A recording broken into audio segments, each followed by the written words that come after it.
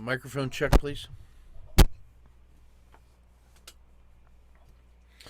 All right, good evening, guys. Ken at Tortoise Capital Nightly Strategy Podcast for August 11th, 2022. Start with the market health check.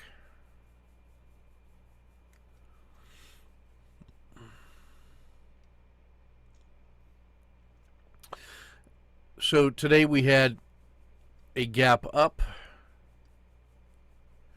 Briefly went higher to push to a new 30-day high, and then sold off to close essentially right at yesterday's close, right around the key price level of 420. On the good news, we've cleared the previous hump of the dragon and the hump of the RL10, and we've cleared this one here. So we're still in favorable conditions, but we'd like to have seen a better net result here. This, what used to be resistance, now is starting to look a little bit like support here underneath the RL10. Like if you've got a nice trade from any entry in here, you probably want to be thinking about an exit about there or there, and if you're aggressive, a one-day low. Trusting the PSAR, we're still in good shape. The dragon is strong, PSAR is strong, everything looks good.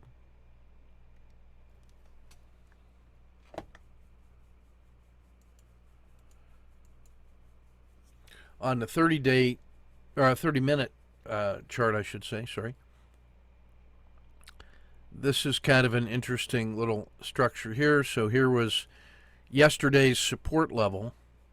It held barely right there, but it did hold after making this new high. Couldn't hold. There's a PSAR flip. The last couple PSAR flips have featured a bit of a sell-off each and every time.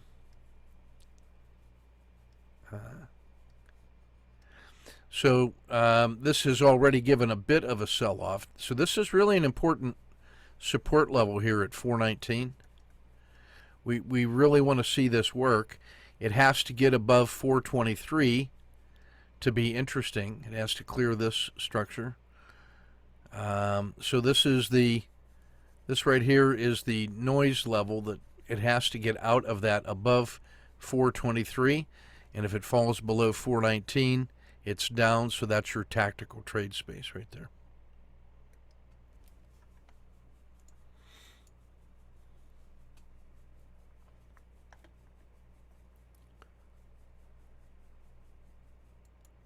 Take a look at the big broad indexes here. There's the Qs are at 0.57 below the S&P. Treasuries were off 2.33%, a disappointment. That's actually good for the upside for stocks. But weakness in tech today was a problem. Diamonds were stronger than the S&P at 0.15, so just barely. And then emerging markets and the Russell were the strongest to the upside at 0.4 each. So not much to distinguish between the indexes today. Everybody's looking for leadership. Where is the leadership coming from? So let's take a look at the downside sectors first.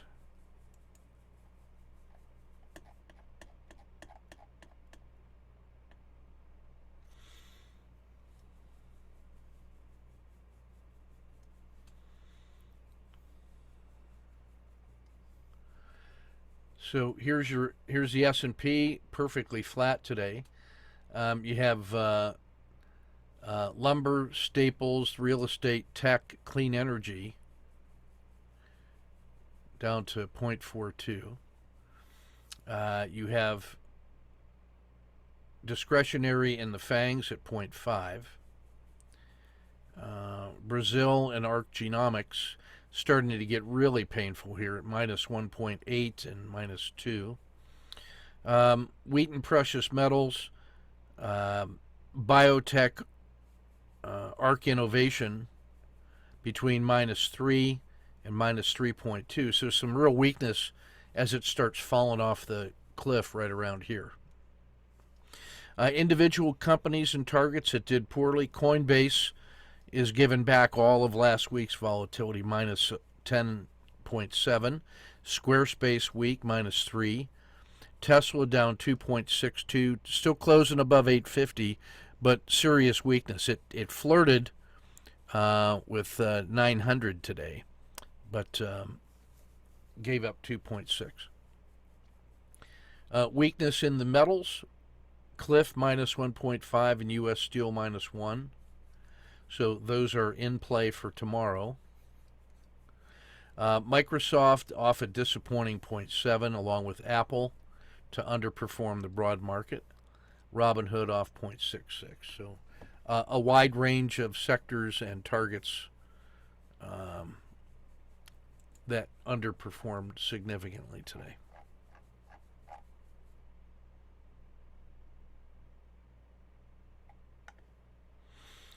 To the upside,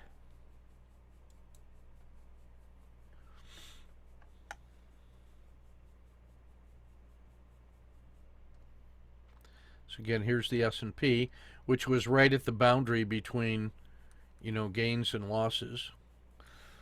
So we had the other lumber at 0.01, blockchain at 0.17, the Aussie dollar and materials 0.3.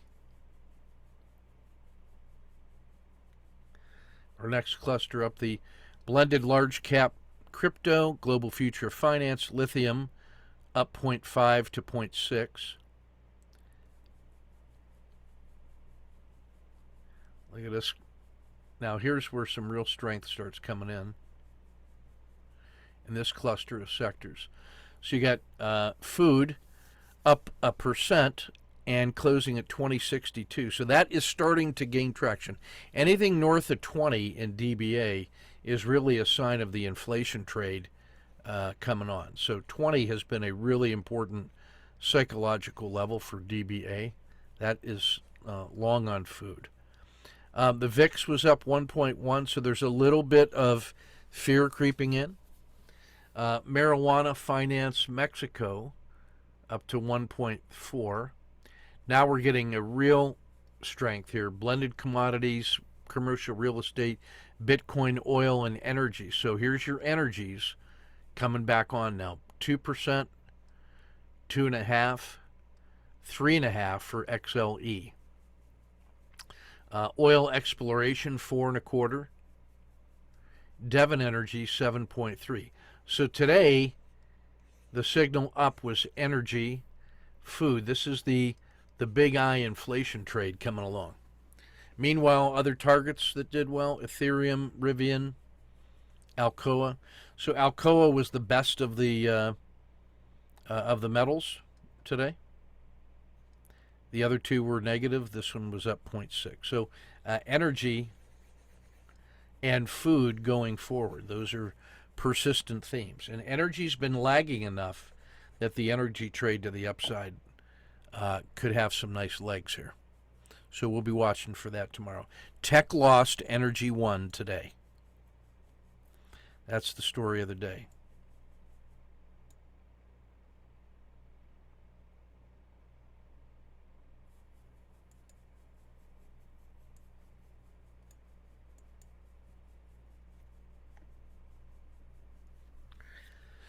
All right, sniper trade of the day today was biotech. This was just clean as can be. It monkeyed around in the opening, 90 minutes. And then once we started getting clear signals, this large rollover and PSAR flip, I missed the RL10 wiggle, but that was a 2, 3, 4. The SSC rebound flat, so that became an auto short. I held through here because of the size of the sell-off. If you covered here, then you must get short again inside here when the PSAR is rejected. You have to trust the PSAR. So this one returned another 2, and that was late in the day, elected not to take it. So that's about +6 in biotech, and I think that one is in play again tomorrow. Find the mover. Find the mover. We've already seen the health check. Quick run through the signals. Still bearish quiet. The weakness today is starting to undermine and erode the 10-day strength, as the nice run up lately is still strong on the 30, but it's starting to roll over and showing some signs of weakness. Have not had an increase in volatility, but the last time that it couldn't get higher than there was a short side opportunity. So this is still at a critical state in volatility. Is it going to join with volatility to the upside, or is this where this price comes? So critical state in volatility. We got some dead cat bounce warnings here in the Dow, the mid caps, and the small caps. And then Asia less Japan, Latin America, and emerging markets. So that's just a reminder, bearish normal. Well, the flatlining in the risk Z just says that there is no volatility shift right now, that it is at a steady state. There is not a change in the posture of volatility. What that means, though, is that the longer it stays like that, it could be ripe for a sharp increase, which in this case would probably take it down. Min Pains, Travelers, IBM, Morgan, Diamonds, Cisco. Max Pains, these are the ones I think we want to be posturing for. Tesla, Pfizer, Intel, Johnson & Johnson, Disney. These are the ones that if the market does roll over, if these all signals are true and we get pain and suffering, it would be least surprising to see the max pains leading the way downward. So I like to know which ones are already suffering. While the market is kind of in stasis right now, which ones are leading the way down. Tactical summary for the Dow. Here's some warning signs for the dead cat bounce, the rollovers. Alcoa, American Express, Caterpillar, Disney, and the Dow. Now, the fact that those two are in the green, meaning they were very strong today, that actually sets up the conditions to say, if that was just a one-day bounce and there's no follow-through, like if these were selling off and then there's a one-day bounce, if there's no follow-through, then these become ripe for a rebound back to the previous support level and then a second leg down. So that's, in a bear market, what you must contend with. The one-day joy, which then comes in and gets smashed. That's what this overreaction short signal is warning of. Only a handful of auto framers. Johnson & Johnson was already weak today, and Pfizer was weak today. Tesla was weak today, down 2.6. Now, we did have some breakouts to the upside, so it's not all sad and gloom. So these three right here, Disney, DuPont, and Goldman, all had some pretty strong days. That's a pretty strong move in Disney, to be honest. That's a pretty nice move at +5. Then a breakdown in Johnson & Johnson, a new low for the 10-day, 1 month, and 3 month. That's serious weakness in a great American company. So it's either a value play or this is a sign of more pain and suffering to come. Pfizer also showing weakness. So there's some intriguing divergences happening inside these large caps, which is not uncommon in a bear. The ETF tactical, You're seeing even broader based worries coming in about dead cat bounces.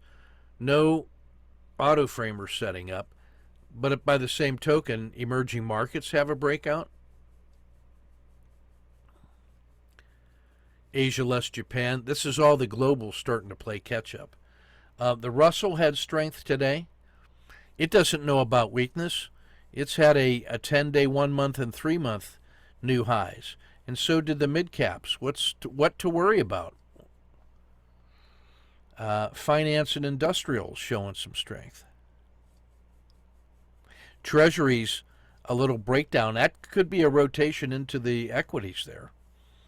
So this is a market where the SPY itself, which has had a nice big run up, is starting to level off. But the small caps and mid caps are powering up, treasuries powering down.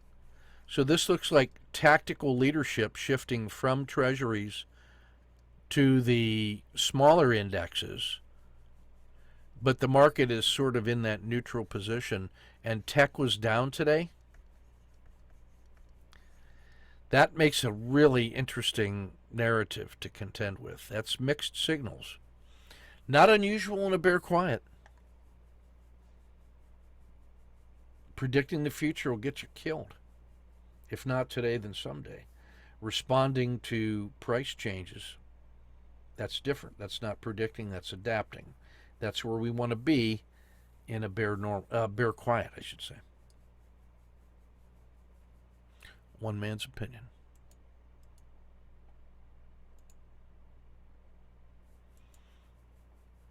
I'm adapting by maximizing my intraday and carrying no overnight risk. 5 auto framers, Intel, Pfizer, Johnson & Johnson, to me, are the ones that really deserve attention. Because the healthcare has been not bad, but these guys have snuck into a problem area already. And Walmart looks reasonable, too, at 2-1. I think you got to respect that one.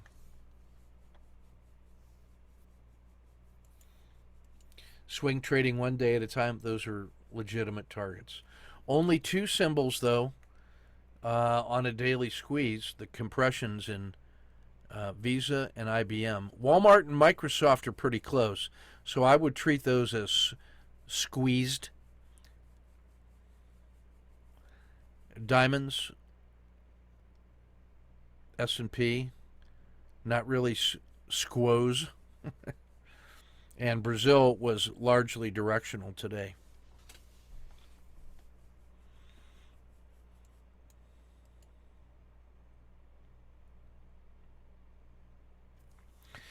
Newmont Mining remains in Godzilla territory here, the only one in the S&P. No Godzillas in the tactical symbol set. And the reason is we have moved far enough off that Godzilla bottom that they are no longer dramatically oversold. So we should now be looking at things that are more like in the middle of their trading ranges. That's going to be your fence sitters. And you want to look at the ones that are near the top of their trading range, and you say, and that are quiet. Are these going to pause and then break through, or are they going to pause and then fall back into the middle of their trading range? So you'd like to see the ones that are really strong on the longest, in the longer terms, very quiet, because then that sets up a nice bracket trade for continuation or failure. So when we see the decline in the number of Godzillas, then we're not surprised when we see the next chart, which is now shifting the conditions to look at the numbers of popcorns.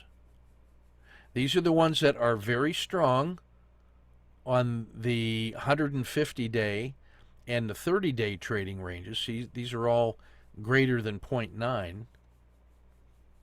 And yet their 5-day volatility and 1-day volatility is very, very small in the red. These are the ones that have consolidated, at the top of their trading range and are quiet on a 5-day, digesting all those gains. And now, is this going to be the one that's going to fail, like the fireworks comes back to the earth? Or are these the ones that are going to power up? These are poised for that strong move in either direction. That's why this is such an interesting pattern. Now these down here, fireworks. So notice how different CAH is. This one has abundant volatility on the 5-day and the 1-day. So that's a 1-day 5 sigma move. That's the breakout. Let's take a look and see what CAH looks like to see if we can understand that pattern. So we got to shift over to S&P 500. Thank you, TC 2000.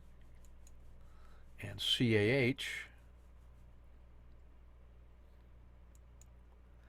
Cardinal Health. That's what the intraday trade looks like. Now this is what that looked like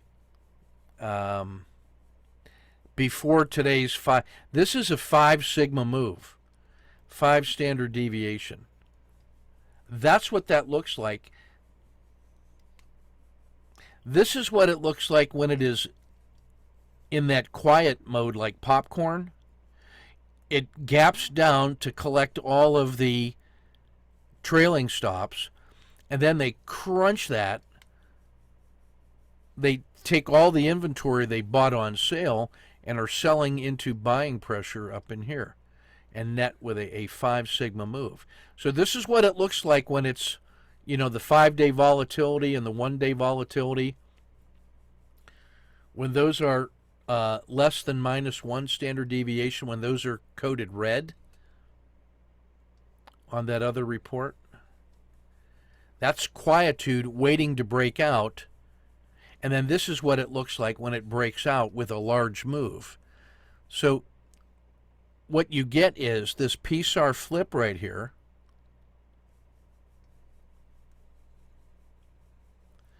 That's after the gap down and then the reversal, and it comes through this area up in here, and you get a entry on the rebound and the breakout, and you have a risk box right here. Now look, the first two are, it just feels unstoppable. That's the part of the move you want. That's what gets set up by being prepared for that kind of, it's almost like a spring-loaded jack-in-the-box. Then if you are setting alerts for the size of large gaps, and then you see a 1, 2, 3, you can actually start getting the WMB3 pattern here, and now you're getting entries here, whereas you get the PSAR flip entry here for an extra R. And in every case, the PSAR flip, and the PSAR is your friend. Even the bottom skin of the dragon is your friend. And then that's your indicated exit for this first chunk.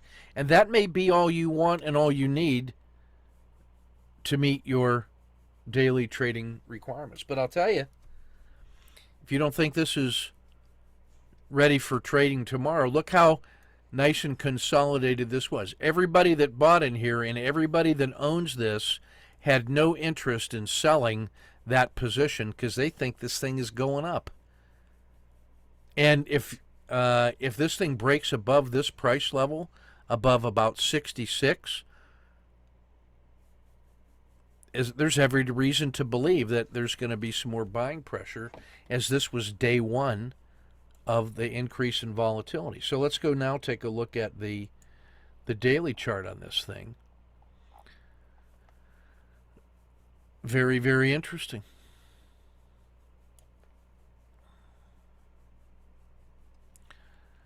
Here's your peak structure, leg 1, leg 2.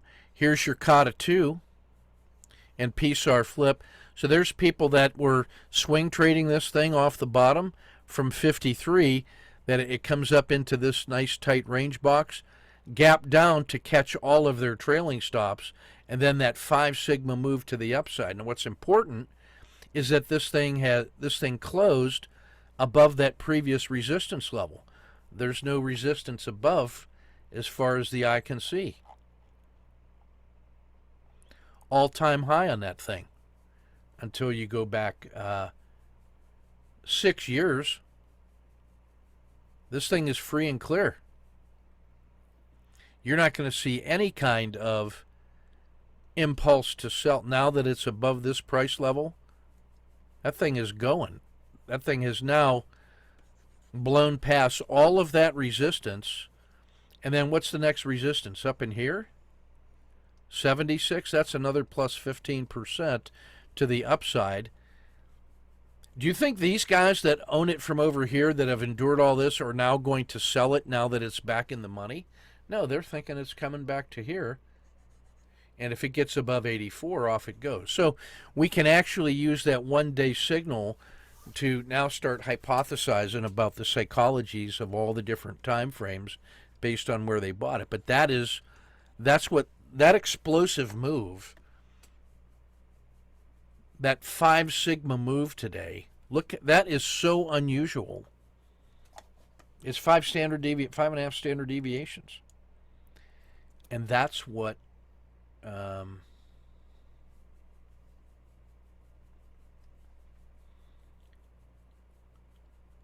this one tells you right there. Fireworks, its long term is greater than 0.9, and the midterm is greater than 0.9, and then short term can be anything. And what you're looking for is volatility greater than 1. And it is. It's greater than 1 on the 5-day and 5.5 sigma on the 1-day. Awesome. Now, these other ones don't have that 1-day volatility. Guess what they look like? They all look like CAH looked like yesterday, before the breakout. They look like things that have pushed up way high and have a nice, tight risk box. So if you take a look at those things and you figure out your little bracket, what CAH did today was a big gap down and then blew through that for a large move. And that's where that low risk intraday trade was. Simply that was latent in that coiled spring after a really strong move up. So you know there's a lot of people that are vested into the long side of this thing and want to own more and are not motivated to sell. So as that starts moving out of that support level, this could be the start of the next leg up. That's how you read this chart. Check or hold.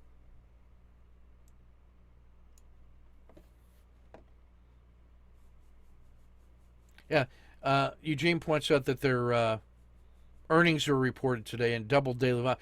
I don't need to know why it did that. All I need to know is that makes it tactically interesting right away. Out of all the 500 symbols in the S&P 500, that one gets our attention. And look where it is over here on the S&P most volatile, just on the basis of 5-day volatility.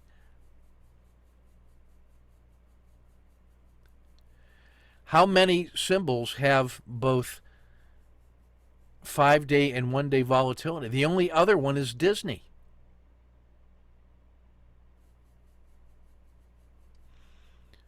What makes CAH special is that it's already pushing the top of its trading ranges, and this is a genuine breakout, whereas Disney is still kind of stuck inside of its trading ranges and is beginning to expand.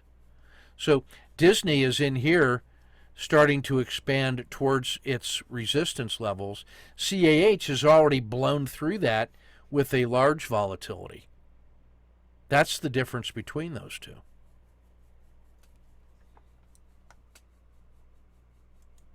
Stats will set you free. Here's the Sniper Auto Framer with some details for us. The tactical symbol set with our Sniper statistics sorted by the Z5.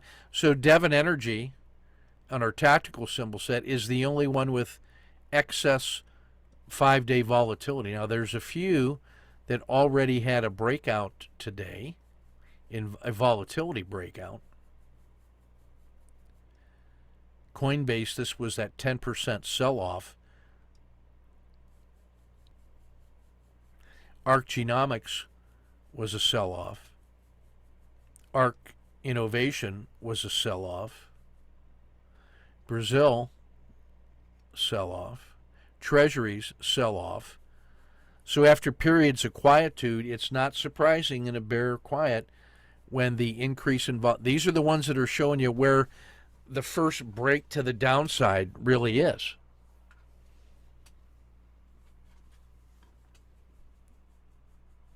Every one of those lost money large today. Here's another way to look at it just on the basis of trade location. So real weakness in Johnson & Johnson and Pfizer. Look how weak that healthcare sector is. And here's healthcare, the ETF. Up until lately, the thing has been not bad, above average, but today it's starting to dip into pain, and the way down is being led by Johnson & Johnson and Pfizer. Here's the weakness in Brazil starting to manifest. Here's energy's rebound, starting with a 2-day range expansion.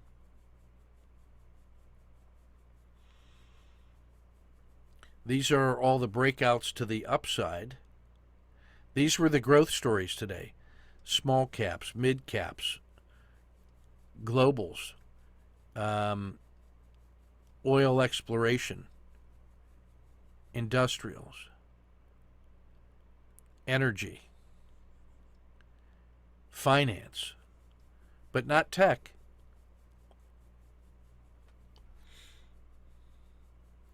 JP Morgan, Devon Energy, Goldman Sachs just quietly getting it done in the finance sector. That's your finance leader right there. Goldman Sachs.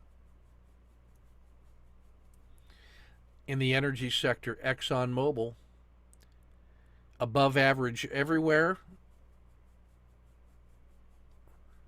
and smashing 2-day move. ExxonMobil should be on your short list.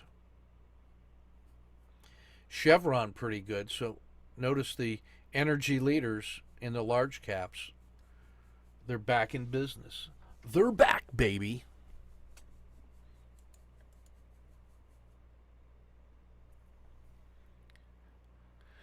This is the first sign of weakness in a while on this nice, powerful move to the upside. The previous ones didn't last very long. They were follow-throughs. Is that going to continue? I don't know.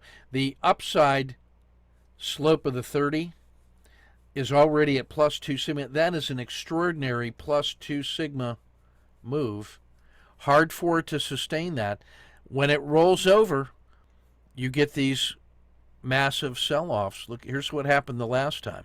This was a 2 sigma upside move. That was this one right here. That relative move right there. And when that cracked and you get a 1, 2, 3, 4 sigma sell-off, you get that. And we're in a bear quiet. So when everybody's fat, dumb, and happy right now, the short-term tactical traders, you get that kind of move, this thing comes back down to here. Respect bears.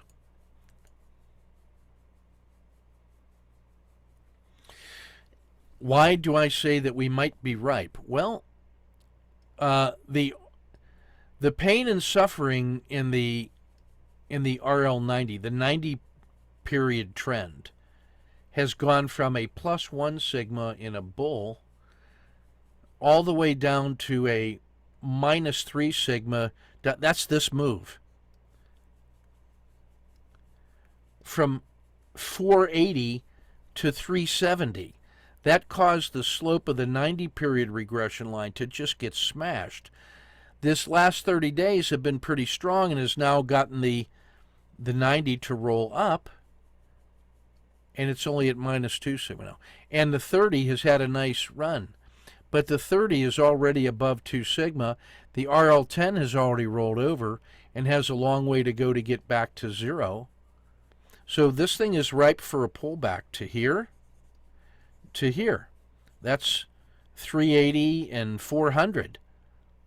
So that's a minus 15 bucks would be a natural and normal retracement here before it even starts getting to be a panic sell-off. So don't neglect your stops. I'm not saying get out of positions. I'm saying you better be clear on where your stops are and why, and be satisfied that you have preserved profits and protected against losses in a way that is professionally satisfying to you. Word to the wise. I'm beating that to death. All right. Sniper trading.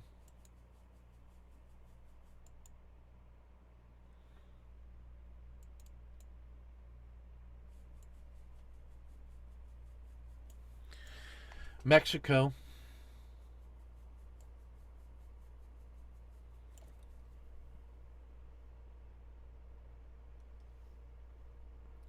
OR3. You might have gone short here and got paid. I bought it on the long side when it cleared the opening range. Took it to the upside. Standard risk.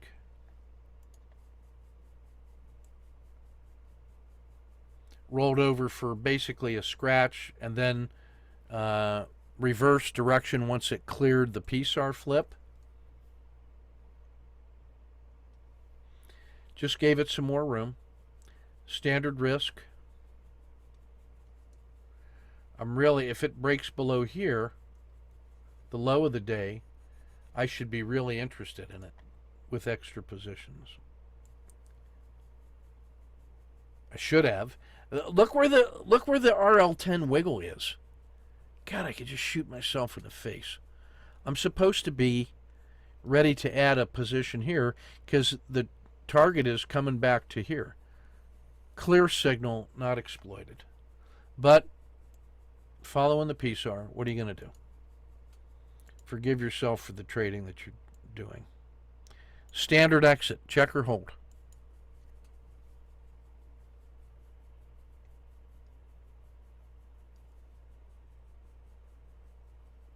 One unit of risk. 1, 2. So plus 2.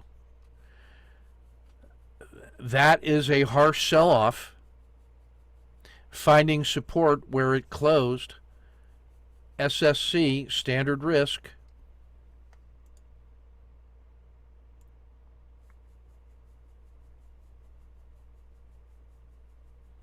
Good Lord. Comes right back to the structure.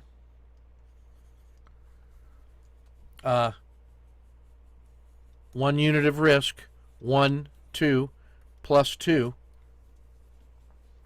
And now, what is it? Where is it? It's in a tight compression zone. If this goes up, I should be long. If it breaks down there, I should be short. Lather, rinse, and repeat. Pure tactical intraday trading with a standard risk box and clear signals from the PSAR, and trust the PSAR.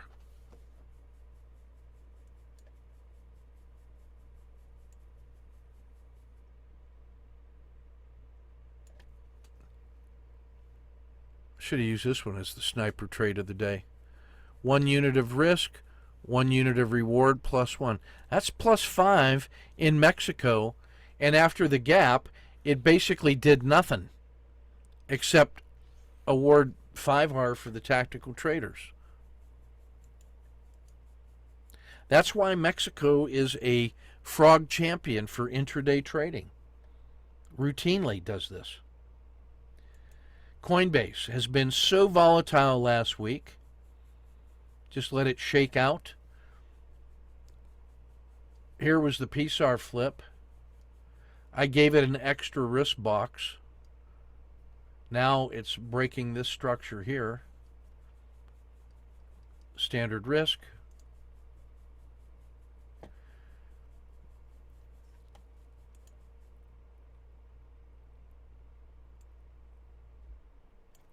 by this time, you got to have your risk out and in here. And now it's a science project, because I'm at least going to make this. And now who knows what it's going to do.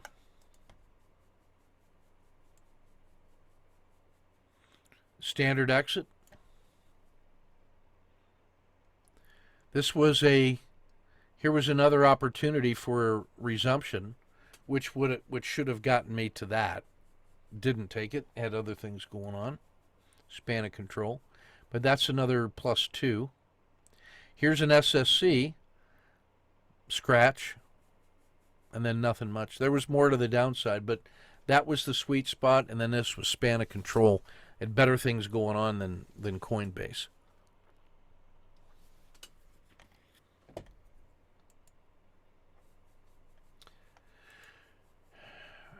Brazil, the other ETF that's a great intraday trader.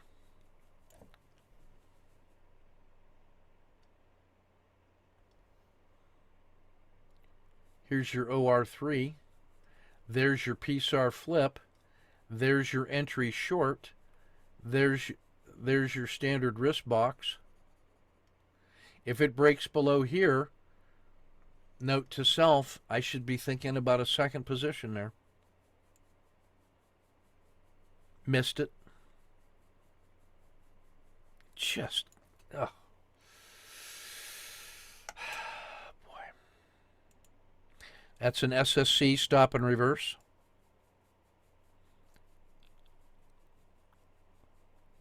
Not good. Yeah, scratch, stop and reverse. That's where it wants to go. Standard exit. You should study the heck out of that one. 1 unit of reward. 1, 2, 2. A sliver. 1 unit of risk. Here's the R10 wiggle. Should have been here. If you bring this across, could have had a second position here or here and still gotten paid on all this. But there's 1 unit of reward. 1, 2 more. Find the movers. Frog champions. Brazil and Mexico all day. This is U.S. Steel. The metals have been crushing it to the upside. This one gapped up. Here's your OR3. This thing rolled over, broke below, so I'm short, hoping to get back to here. There's the standard risk box.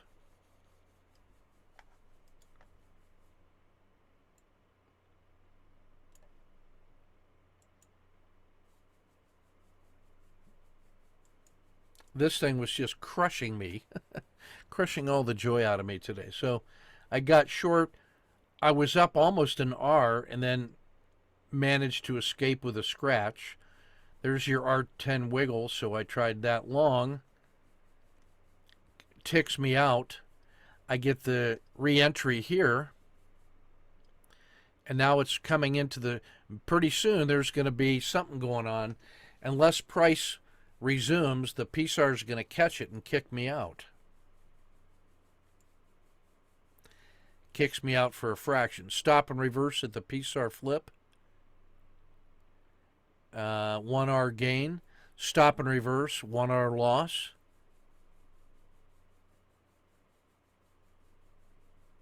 Feels like it's healing.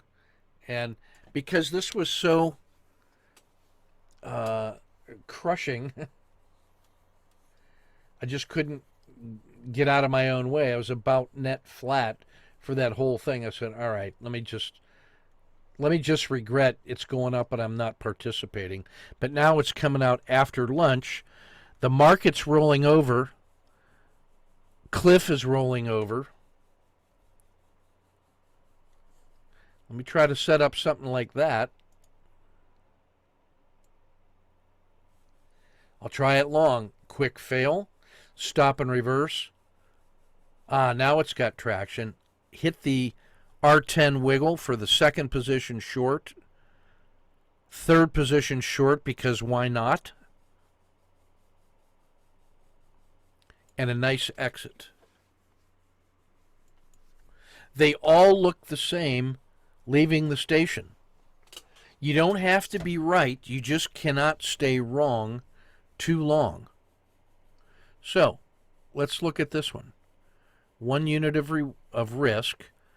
1, 2, 3, 4. So that first one is plus 4. This one is plus 1, 2, is plus 2. And this one is about plus 1.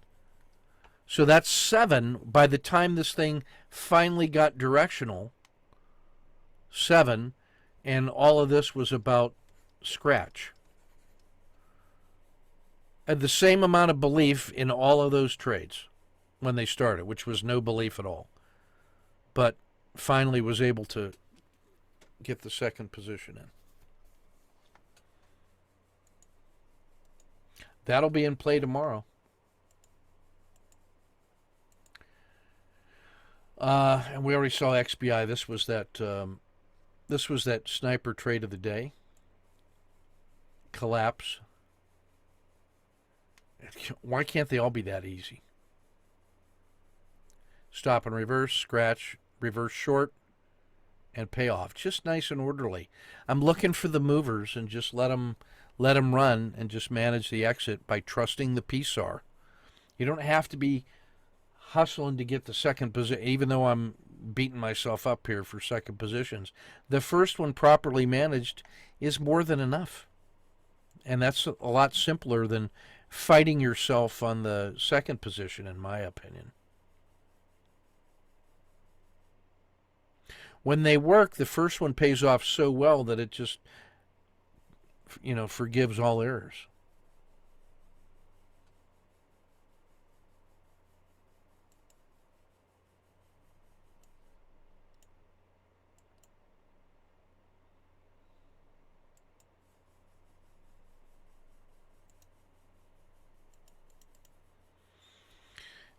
Eugene on 10X Genomics Inc. or Genomics Inc. Who are these guys? Has that big, beautiful run up. The crossover. Standard risk box.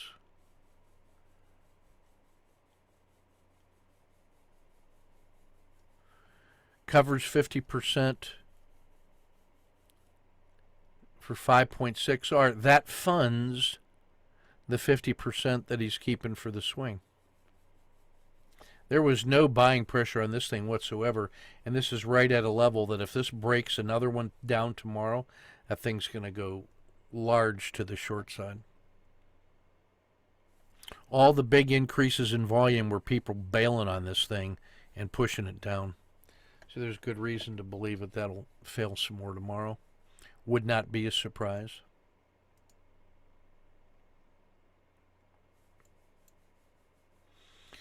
Here's where he's got this framed on multiple time frames to support both the intraday and the so this was that 1 day move. The gap that went way high, and then on the rollover he plays it to the short, and it just comes back to where it was, but that's his 5.5R. So the last time it collapsed from this price level, it did that. And now he's got 5R in hand, which is funded a swing, and if that fails tomorrow, we wouldn't be surprised if it came back to here. I mean, I would be. It won't go there tomorrow, but to me, a not unreasonable price level would be kind of in here. To me, about 45 is in play. So just coming back into here is going to make a nice reward for his swing trade. Again, which is funded by the intraday turbo. And you're looking at his Heiken-Ashi, The last time it had this nice little pop up, it sold off harshly for 3 days. So coming back to 45 or 40 would not be a surprise. Like, there's still a lot of nervous in the service people here that would not be surprised to see it fail. They won't have conviction on their buying. They're ready to want to avoid this. So anybody that owns it short term, bailing on it would not be a surprise. So that's really going to be in play tomorrow.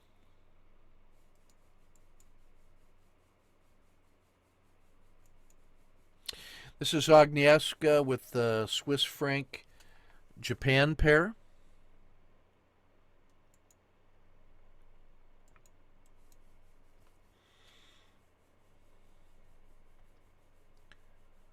Um, 1 hour chart.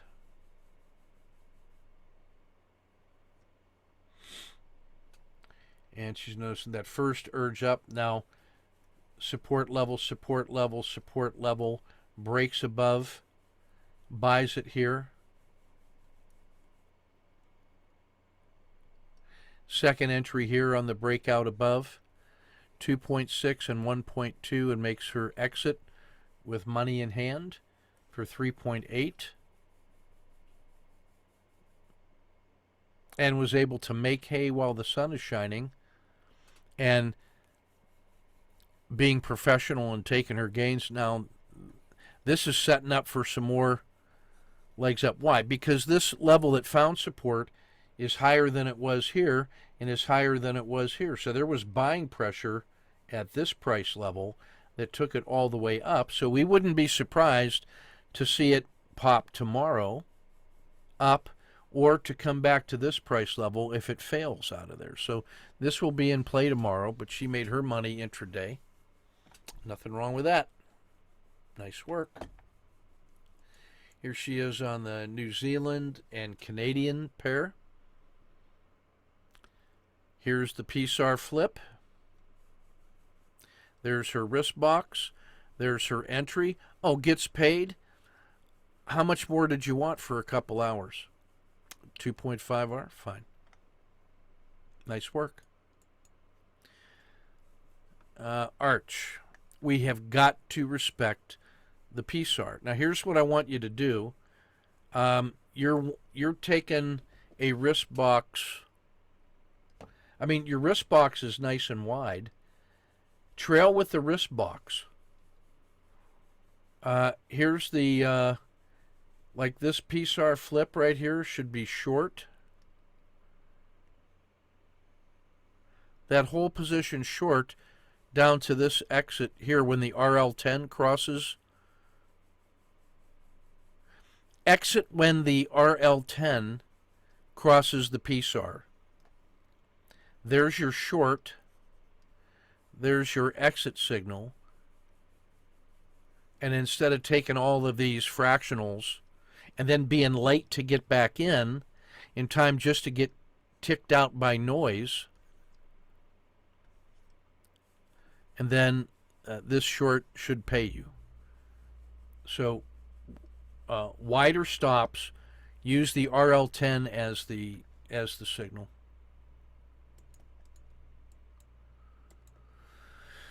Here's Les with the Euro US dollar.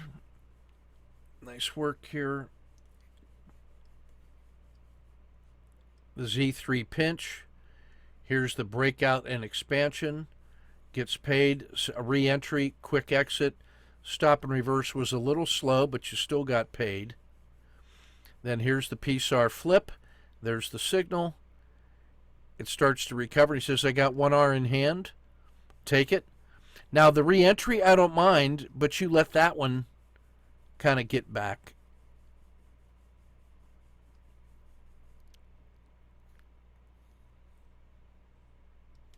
You know, gave back here, and then nothing there. Yeah. Still, we'll take an R net. Good work. Tomorrow is fireworks day. Friday. We're going to get some range expansion tomorrow going into the weekend. All right. That's everything I got for today.